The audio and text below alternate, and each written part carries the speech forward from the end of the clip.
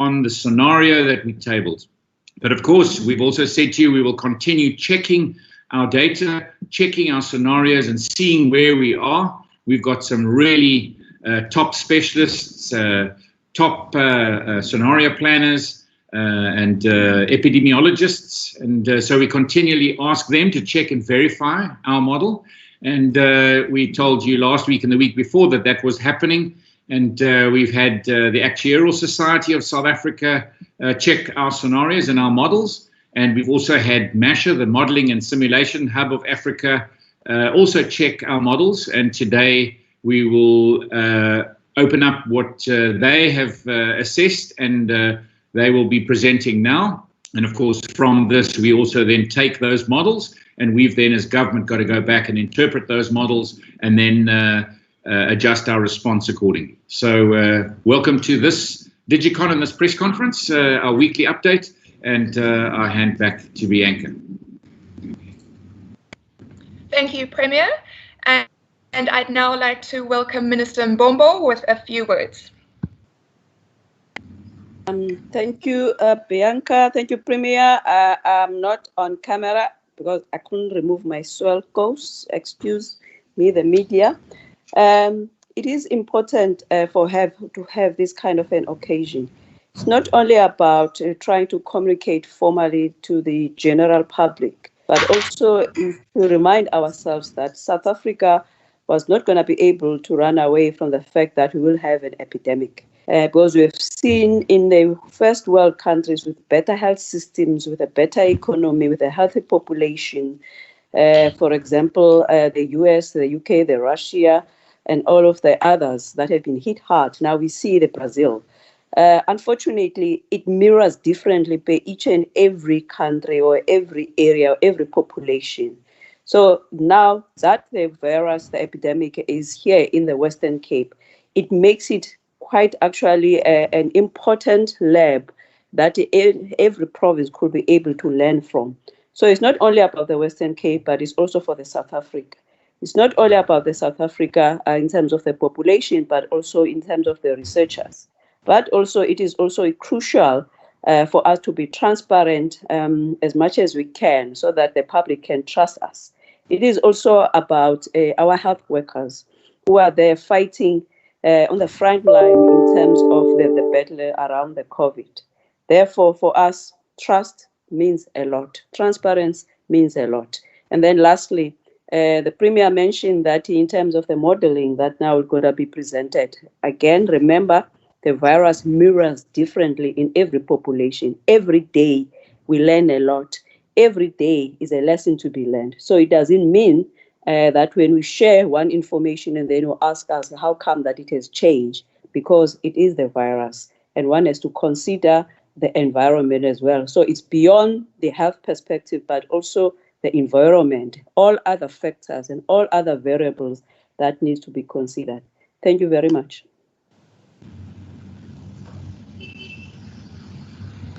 Thank you, Minister. We're going to move directly into the presentation now. Professor Andrew Bull is going to be doing the presentation, and he will be accompanied by Dr. Sheetal Silal of UCT and MASHA, as well as by Dave Strugnell, who is with the Actuarial Society of South Africa.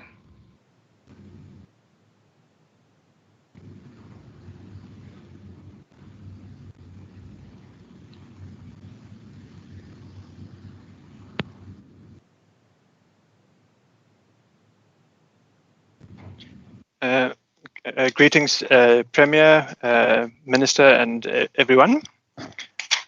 I'm just checking that you can hear me okay. So it's a pleasure to present to you an update on where we are with our expectations around the epidemic in the Western Cape.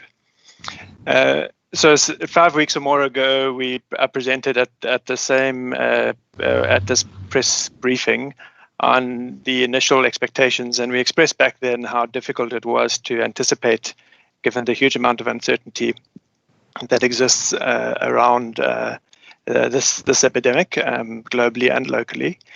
And what we did initially was whilst waiting for the modeling to mature, we looked globally at countries ahead of us in the epidemic trajectory and at the worst case scenarios that we were seeing. And we, at that point, thought that it didn't seem that any country would reach a mortality of around 1,000 per million, 1,000 deaths per million population, or very few would. And if we could provision for a scenario like that, we would cover ourselves for what would be an unfortunate scenario, but one that we needed to cover, even though we sincerely hoped that wouldn't be the scenario we'd be facing. And whilst we were waiting for the modelling to be released by the national groups that were working cooperatively on this, we did adjust the timing of that expectation based on the early data that we were seeing in the province.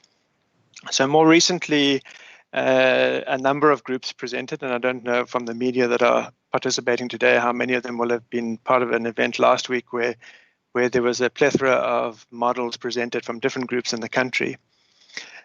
And two of those groups have taken the opportunity, or at our request, have worked with the hospitalization and mortality data that are available in the province to further calibrate their models to the Western Cape province, and also to incorporate whatever learnings have evolved from global experience to date. Just to recap where we were 5 weeks ago, is we presented that based on that expectation, that conservative expectation, or worst case expectation, we felt that the province could provision 6,000 acute beds, including the addition of the field hospital provisioning, that we would be sure that would cover us by our expectation of inpatient requirements, but we would be swapping out acute care beds for some high care or critical or ICU beds because of a shortfall there that may not have been able to be overcome, and the Premier spoke at length to that. And the provisioning there was also quite generous, which if you looked in the middle of the slide, we thought at that point that we might end up with a more acute to peak, remembering that when we made these assumptions, it was when we were in lockdown and we were expecting, based on national expectation, that we would have quite a flat trajectory and the peak later in the year. But the provisioning was generous enough to allow it to occur earlier and still meet that expectation. Where we are now, and I think many of you will be tracking what's happening with the epidemic in the Western Cape, and this is looking at mortality, is that there's a number of scenarios that can fit the experience to date, and we focus a lot on mortality because it's a very well-defined endpoint. We have reasonably complete ascertainment of mortality, at least early on in the epidemic, whilst administrative systems are working well. Whereas, as many of you will know, for case data or for infections, it's very difficult to track because of the large number of undiagnosed infections and the difficulty reaching everybody with testing. And what this slide really demonstrates is the number of different scenarios that are compatible with where we are now, and this does not include, there's many other scenarios that could also be compatible. These are not real scenarios, they're just illustrative of the variation. In terms of hospitalizations, since early March, we've had, and by the 24th of May, Sunday last week, Hi, we had so two. Professor Bull, could we just stop you there? It's come to my attention that your presentation is not showing. Are you sharing your screen with us? Let me just check that.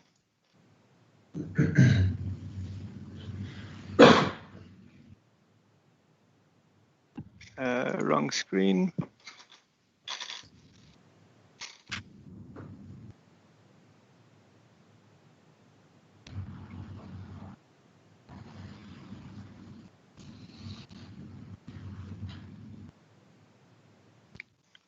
Okay. Is it showing now? It is showing now, yes. Sincere apologies. Let me, I won't go through this introductory slide. I've spoken to it.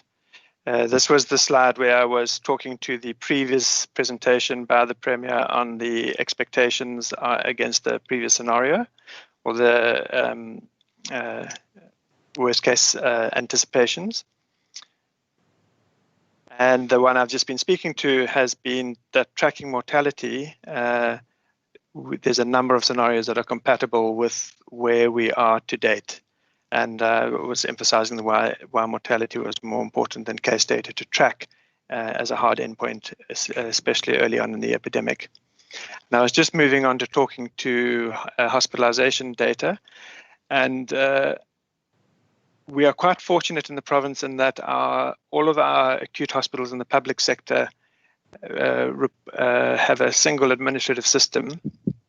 And so most admissions, discharges, and deaths do get reported centrally to us or are available to us administratively.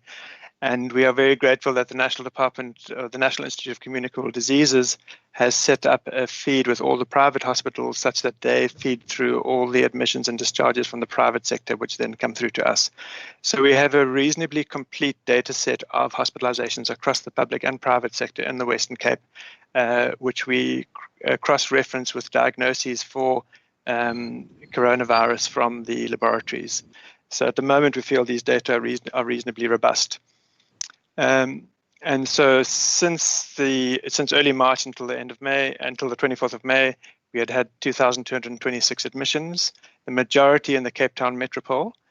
Initially, there was a high predominance of private versus public, but over time, the public sector has been the predominant sector in which hospitalizations have taken place, with the exception of ICU, which continues to have a higher proportion of private sector admissions. And limited just to those who are discharged or have died in a hospital, remembering that because of the very acute increase in admissions, there's a high proportion of admissions are still inpatients, and we haven't accounted for how long they're going to be in hospital. But just looking at those people who've been discharged or have died in hospital, the ICU mortality remains reasonably high. This is not out of keeping with what has been seen internationally.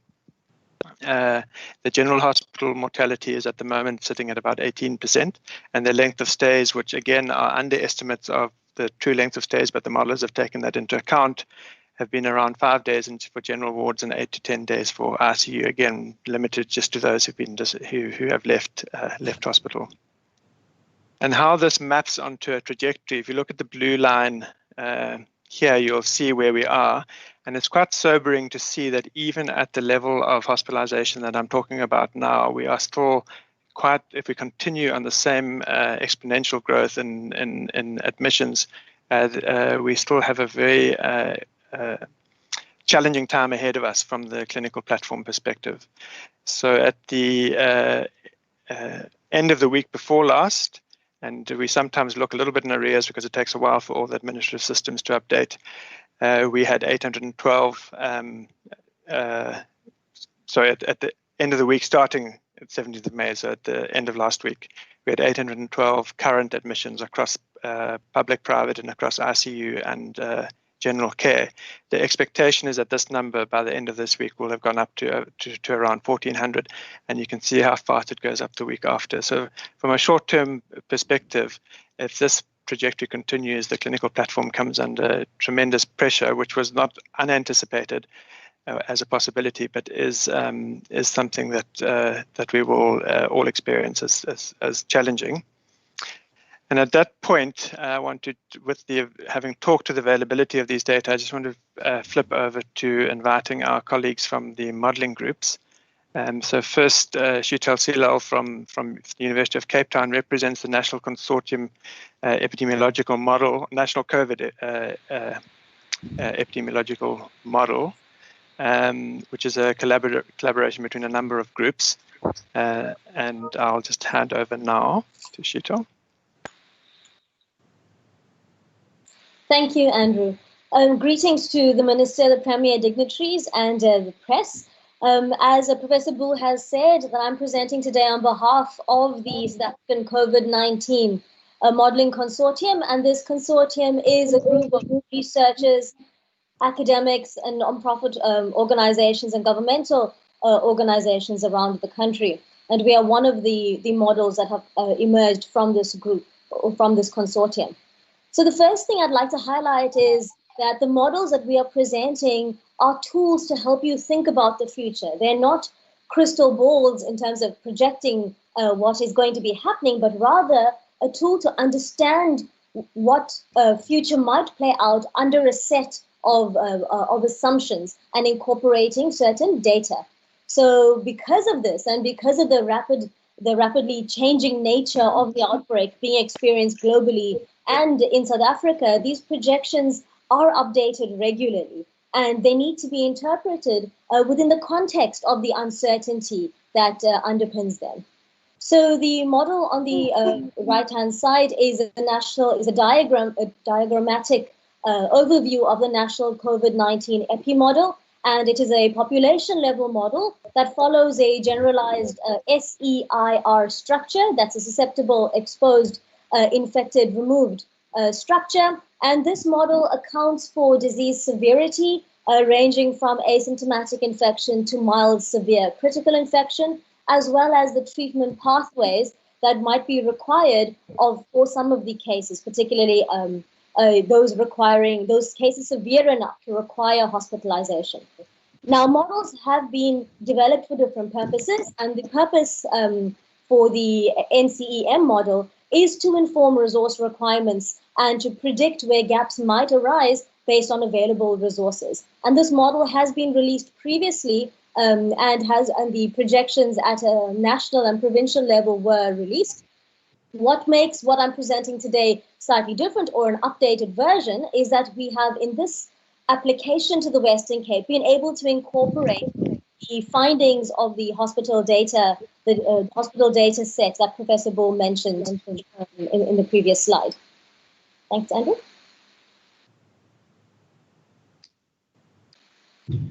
So what we have here are preliminary outputs of the national COVID-19 model calibrated to the Western Cape data. Again, these outputs are presented here with uncertainty ranges and need to be interpreted in that context. The baseline or foundation of the calibration process is that there is uncertainty with respect to what the underlying basic reproductive number, or R0, is, and its interaction with the lockdown. So given the early lockdown that we have implemented nationally, it is difficult to disentangle the underlying R0 value along with the impact of the lockdown. These two features of a model are definitely dependent on each other. So in the coming weeks, we will be able to have collected enough data on the infections arising during lockdown and during the subsequent level 4 implementation in order to ascertain the impact on transmission that the lockdown and level 4 restrictions have had.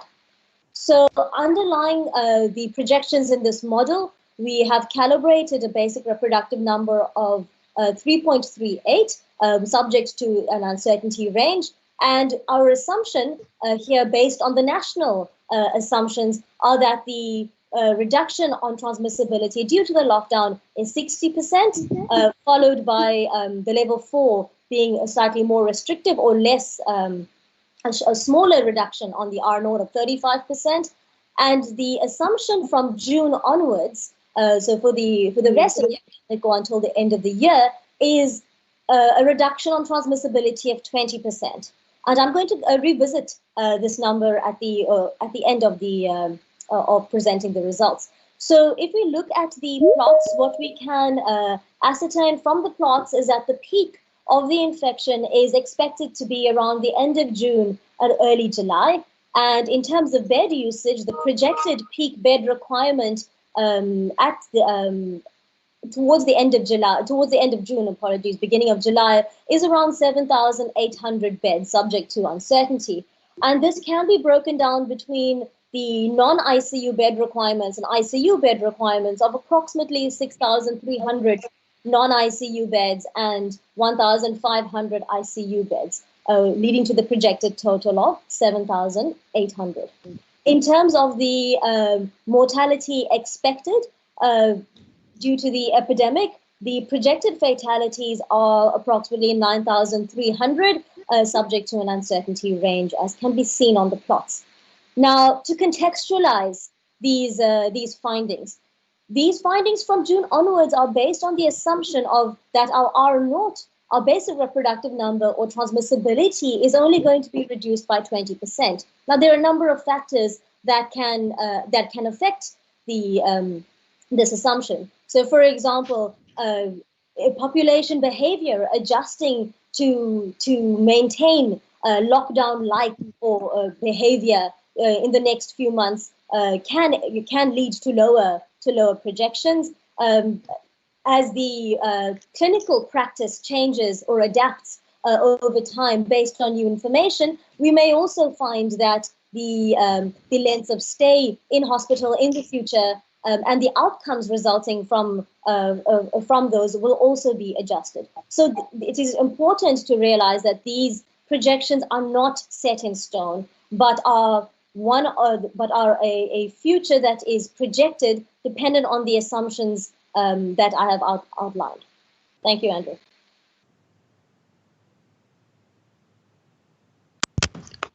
And with that, I'm going to hand over to Dave Stragnall from the Actuarial Society of South Africa.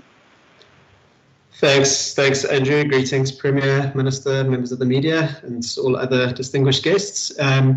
Just to clarify, I am a member of the Actuarial Society's COVID-19 modelling group, working on the Actuarial Society's model. And the work today is done by a small group of us applying it to Western Cape data. But just want to note for the record, I'm not speaking for or on behalf of the Actuarial Society as a whole. Our model is designed specifically for the needs of actuaries, so has some very specific purposes in mind, but it shares much of the structure with what Sheetal has just outlined.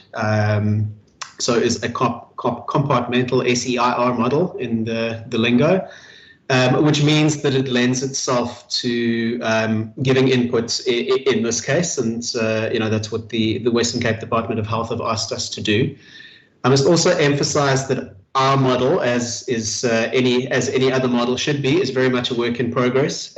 We put some initial scenarios out into the public domain a couple of weeks ago for commentary, have received a massive amount of feedback on that, which is being incorporated into the model and which is almost certainly going to lead to changes in model structure and parameters in future. And we have been working on a version which is now, for the first time, properly calibrated to emerging data, and expect to release a version of that shortly. And that calibration obviously will be an ongoing process. I just want to commend the work of the Western Cape Department of Health in collecting and curating such excellent hospitalisation data, which allows us for the province to calibrate not only to death data, which is what we're limited to on the national stage, but also to hospitalisation data. But I also want to re-emphasise something that Sheetal said. While we'd all long for certainty to inform plans, uncertainty is one of the prime characteristics of the pandemic. There are multiple plausible narratives that can explain the data that we've observed thus far, which all have very different implications for future trajectory. We think the best way to reflect this is through scenarios showing confidence intervals on each of those scenarios. The scenario that we focused on for this application is our high asymptomatic scenario, which is consistent with what appears to be what is driving the NCEM model. And the results of those will show, for those of you versed in interpreting such graphs, first of all, very wide confidence intervals, but maybe for the purposes of today's conversation, let's just focus on the solid blue curve in the middle, which is our long-term model projections of general hospital beds, ICU beds, and deaths. And I guess for purposes of comparison with what Sheetal has just spoken about, what's important are the two graphs on the left, where our projections are for around 7,000 hospital beds at peak, and somewhere in the region of 2,700 ICU beds, so a total of about 9,700, somewhat higher than the 7,800 that is coming out of the NCEM model. We know that there are some structural characteristics of our model which may perhaps bias things upwards in which we're looking at. We've also spent some time to try and understand what would be driving differences between ourselves and the NCEM model. And there are a lot of similarities. We have quite similar views on the infectious spread during the level 5 lockdown, and quite similar views on infectious spread after level 4. So from 1st of June, both assuming a 20% suppression in spread relative to an unmitigated baseline scenario. There's a little bit of a difference during level 4, where we are more conservative, perhaps excessively conservative relative to the NCEM model. There is, however, too little data for an effective calibration yet. But arguably we could reduce that. That would certainly reduce the peak demand projection. I think as a general point, it's worth emphasizing that the more effectively we can suppress the spread of the virus through non-pharmaceutical interventions, the more we will flatten the curve and the more we would reduce that peak bed demand that is currently shown in our projections. I won't repeat the points that Sheetal made about the length of hospital stay, but what is effectively baked into our projections is, because it's calibrated to observed data, there's an underlying assumption that lengths of stay will be the same going forward as they have been in the past, and Sheetal has made convincing arguments as to why that may in fact be different, why they may be lower, and again that would tend to reduce peak demand projections. And then just a couple of structural points. Minister Mbongo made the perceptive point that different segments of the population are differentially affected by COVID-19. The current version of the Actuarial Society's model, the one that calibrates to data, makes the limiting assumption of homogeneity in things like infectivity, susceptibility, how severe the presentation is likely to be. We are in the process of building in heterogeneity, which is just a fancy statistical word to mean recognizing the fact that not everybody is equally infective, equally susceptible, equally likely to die once hospitalized. And our expectation is that that allowance will tend to reduce the long-term projections that are coming out of our model. But counterbalancing this, obviously, we're working in a scenario where we're assuming that a relatively high proportion of new infections are asymptomatic. That may, of course, turn out to be optimistic in the end. Thanks, Andrew. Back to you.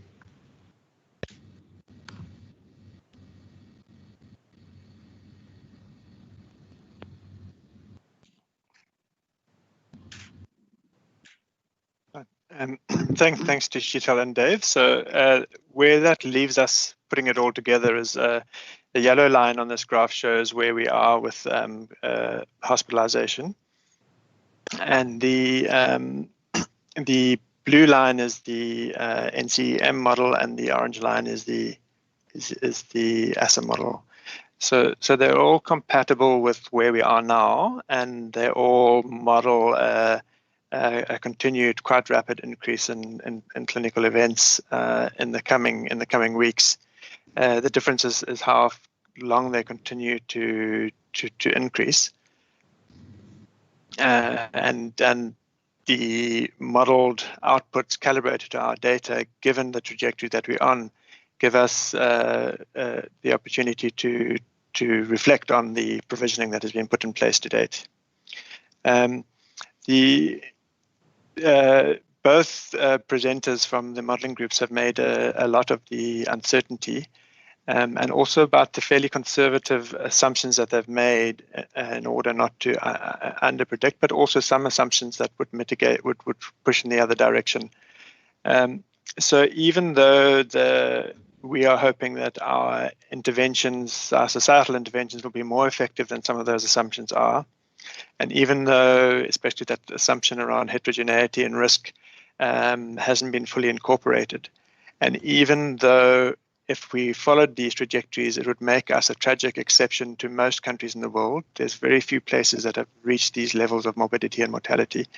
We still believe that we need to embrace these scenarios as possibilities going forward from the trajectory that we're on. And it's on that point that I want to hand over to our head of department, Dr. Keith Splitty, who can reflect on what the implications of this are for the clinical platform.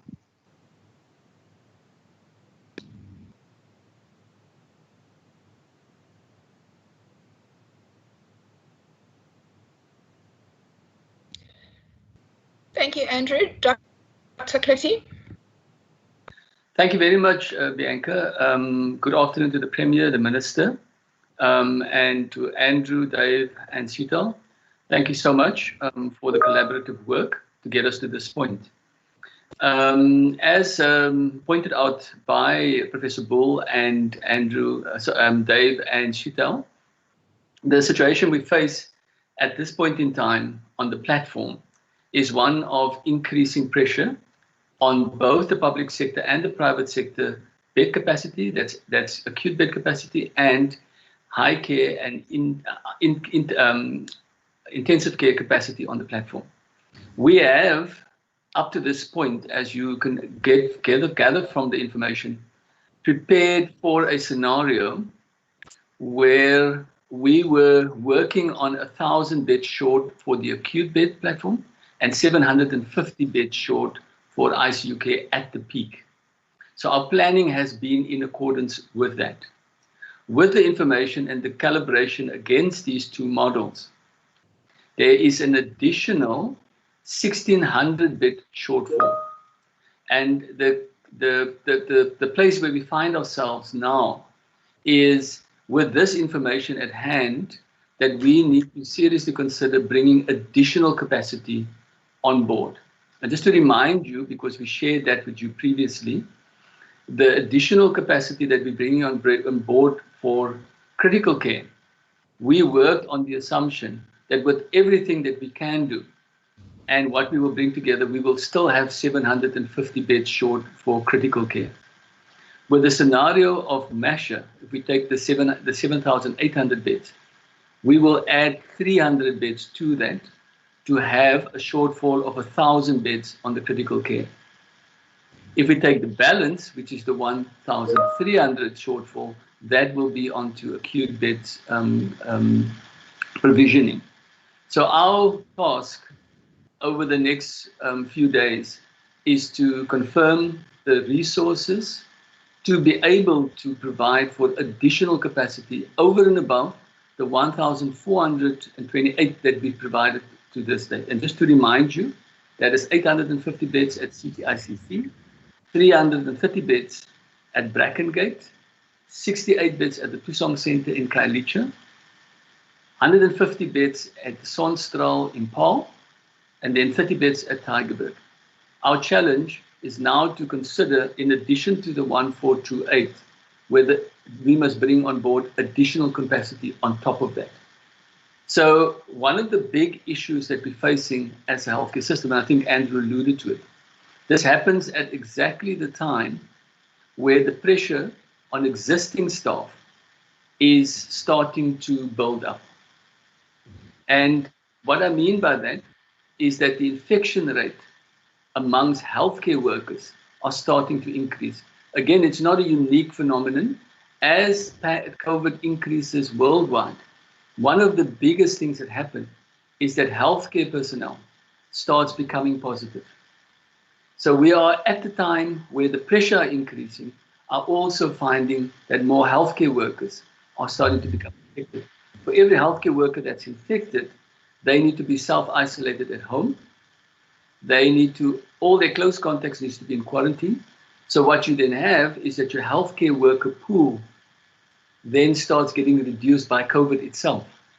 So what we're facing is an assumption that when we were going to bring up our capacity, is that we can maintain our existing capacity, increase that existing capacity, and on top of that capacity, add additional capacity. So we're talking about a 4-layered capacity that we need to bring online. The first one is keep our existing staff levels, which is now being impacted by infection. The second one is we needed in existing hospitals to add more capacity. The third one is the 1,428 beds, and you saw the convention center, is to bring those beds online. And with today's validation, we are now looking at a fourth level of bringing it even additional beds on top of that. This would put significant strain on our capability to find people to be able to do those services. So one of the big things we're looking at is our ability to attract staff to maintain our services, staff to increase our services, and staff to add services to the convention center and the others. And now we need to think of even staff beyond that capacity. We are in very much close communication and collaboration with the National Department of Health, and we're working very closely with the National Department of Health. And one of the things that we're doing jointly with it is to say, can we confirm the financial resources to be able to do this step up in capacity? And then can we find the staffing? And we might be talking to the National Department to even consider getting staffing from other parts of the country, because that is where we might have to go to in terms of being able to respond. Thank you very much, Bianca. Thank you very much, Dr. Klutty. We are going to move into the Q&A section of the media conference today. For our members of the media, just a reminder that when you do ask your question, to please just use the hand symbol on your Microsoft Teams to indicate that you want to ask the question. And when you do unmute yourself, identify yourself and your media organization and who you're directing the question to.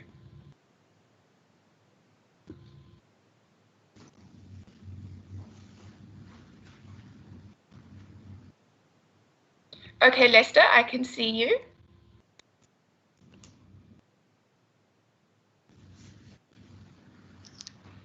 Hi there, Bianca. Thank you very much.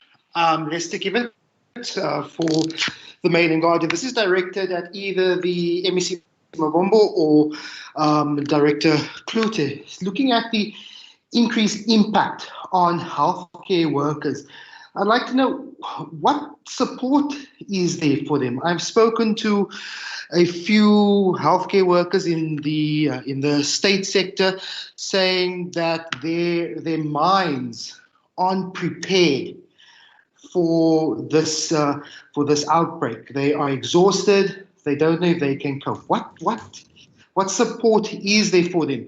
And also probably directed at the Premier with the province also going to level 3. Some towns within the Western Cape have been largely unaffected. I'm looking at Beaufort West, who only has, from last I saw, 2 confirmed cases. What interventions are there to protect towns like Beaufort West when large-scale movement, travel, transportation starts opening?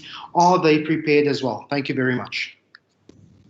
Thank you, Lester. We'll take 3 questions and then we'll go to the answers. I see you, Tamar. Thank you, Bianca. My question's for Dr. Klute. Could you give us a sense, please, of how the public sector ICU beds stand at the moment? Have you reached capacity? And if not, how close are you to that point? And can you also please give us a sense of where things stand in terms of negotiating with the private sector? Have you yet succeeded in securing an agreement with the private hospitals in the province? And if so, is there an agreement on price? Thank you. Okay, so if we can do those responses and then we'll come back to another round of questions. Must I start with the health workers first?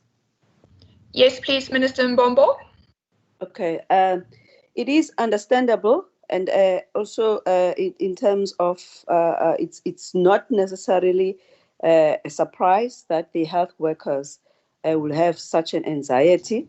Noting, as Dr. Klute indicated earlier, that the all over the world, you find that the one system, which is the health system, I mean the human resource system, becomes the weakest link. It means that almost all the systems, the whole health system will collapse. So that's why for us, we have to prioritize health workers, understanding the anxieties With those that are infected currently, the last time I checked, almost half of them, they are recovered and they are back to work. But of course, whilst they might be strong and brave, that they are back to work, but we find that there are many others that they wouldn't want to be in that kind of a situation. So the issue of the counseling, like in between now, I keep on checking on the chart on the other teams that we have with the chief director for the HR and other senior management, and also from the districts throughout, with even affected, previously even infected health workers, so that we can allay these anxieties. So whilst we have an overall counseling that is offered through the .P, but also at the facility level, we also have the debriefing sessions according to the different type of units. But the issue of the safety in terms of the protective clothing, people feel confident and secured when they feel that they've got the correct protective clothing. Sometimes it might not necessarily be, because when some ask more for more, it might not necessarily that nationally or internationally, it is the one that you choose to be used in that particular unit. But we have to make it a point in terms of reassuring them and also using the exposure risk assessment in terms of what protective clothing that needs to be used. When you know you practice with confidence, knowing the clinical guidelines and the protocols to follow in a particular environment, it also strengthens the confidence. Just making an example, initially with the midwives or the people who are conducting deliveries, it was quite an issue generally at the time that should they be provided with a white suit when they're delivering and all of those. So we keep on learning also from the ground, where now we can be able to see that this is the kind of how you do things. When you are delivering the baby now, that's how things going to be changing, because there will be a lesser 1 meter distance. Also, the safety related for them, the red dot that the public transport has already offered in terms of those who are coming very late after 7 or very early, the public transport, the taxis that are actually only for them, coming from the, also going to the different areas. Now it is winter. It's normally even pre-COVID. It's a flu season. We prioritize the health workers in terms of providing the flu vaccine, just like with also a vulnerable group. And then lastly, the issue of the testing, because we cannot wait for longer for a health worker not to get the results back. That's why in our testing now, the realignment is to prioritize a health worker in order to be tested so that they can be able to get their results on time, of course, at the expense of all others that might have to wait longer. Dr. Kluter can add as well. Thank you, Minister.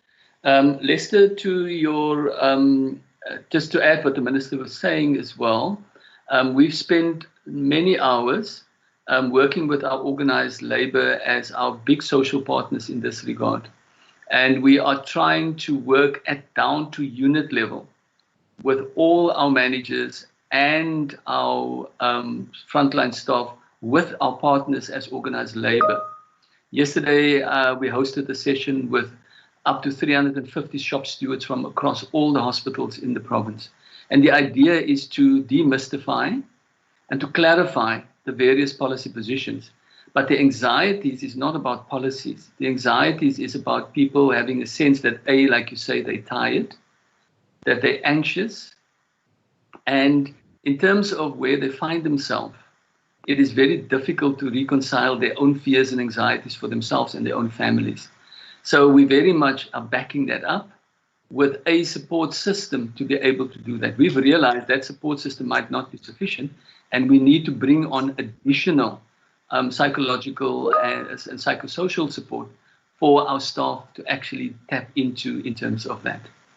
Just to go on to the question of Beaufort West, I think you wanted to ask the Premier that. I can just go. We have in our province, and according to the national definition of hotspots, Beaufort West is not a hotspot. So one of the key things is to be very mindful of what you do in areas where there is a minimum of cases.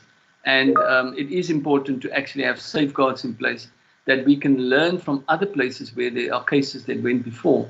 What is the lessons that we can learn in Beaufort West? To be vigilant and to make sure that we curb the first sign of clusters of cases for containment strategy in places like that. Just to come on to Tamar's questions.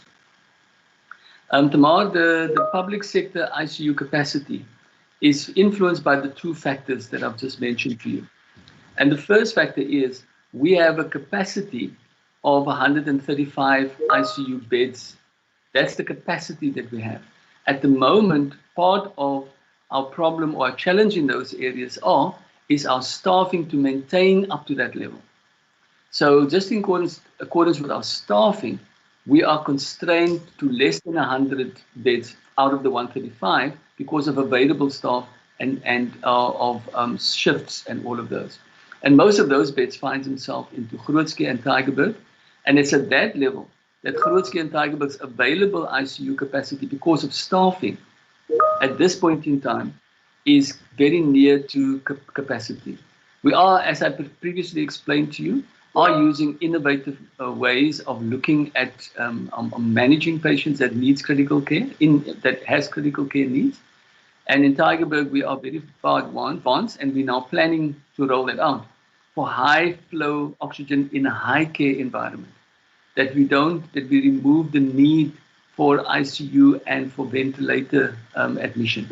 But those are all the factors, so I can give you the status. Is that the ICU capacity in public hospitals are constrained first and foremost by available staff, and secondly, are running near to capacity as we speak.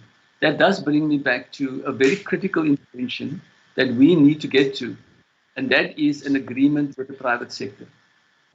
The agreement with the private sector is that internally in the Western Cape, we have negotiated with all the hospital groups, and we've been negotiating for the last 8 weeks. So that's the hospital groups. Then there is the specialist groups. We've negotiated with the specialist groups. But then there is the administrators, who is an intermediary between the medical aid and ourselves to administer. Then there is the laboratory services, the radiology services. So in a sense, a negotiation with the private sector lands up being a negotiation with 5 different entities. It is not just we go to one place and we have one agreement, because it's 5 different entities that we have to get agreements with. Now, the one thing that has been a stumbling block in that, because we've got agreements on a joint ethics committee, we've got agreement on joint guidelines, we got agreements on a draft SLA on how to bring all of this together and to bring the 5 pieces together. The one big stumbling block is the issue about the rate, the price. And that is a national competency. So our team has very much been working with the